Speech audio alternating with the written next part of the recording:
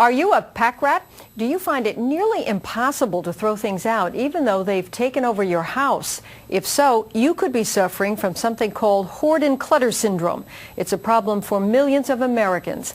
NJN News health and medical correspondent Sarah Lee Kessler reports.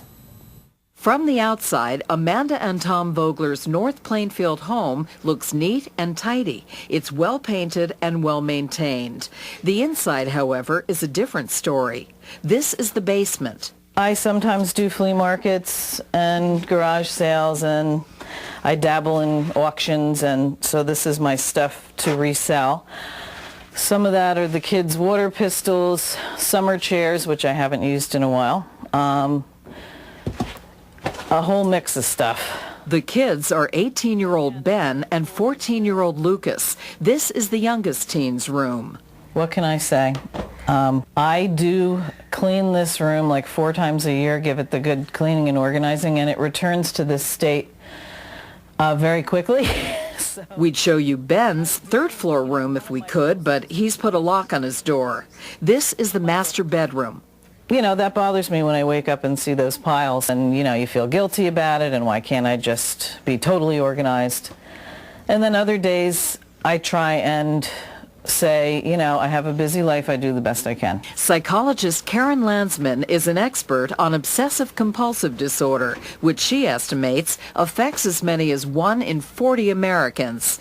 Dr. Landsman says hoarding and cluttering syndrome is a type of OCD.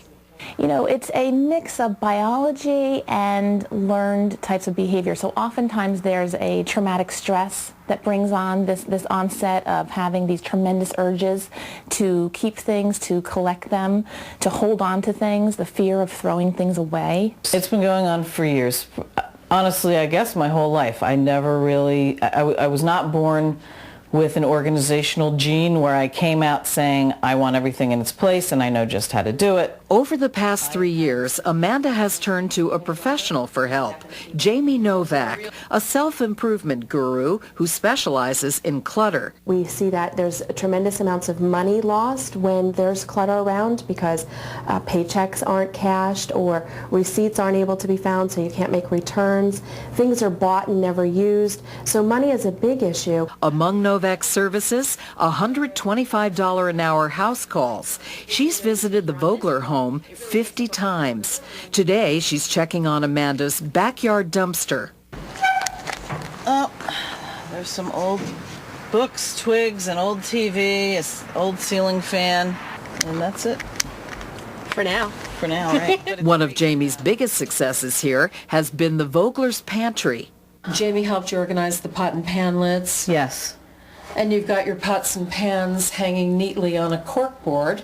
Right. In fact, the entire downstairs looks pretty neat, but on closer inspection, The papers, the boxes that I bought that I hope to sort them into someday soon. Novak tells Amanda, Of course, we know any paper that ever says you don't owe us anything any longer is a definite keeper. Novak's advice to people who feel overwhelmed by clutter: choose one room and start small. If you can take one bag out, throw one more thing away, give one more thing away every day, all of a sudden it gets that momentum flowing. Amanda says her next project will be the stack of papers on top of her dishwasher. Sarah Lee Kessler, NJN News, North Plainfield.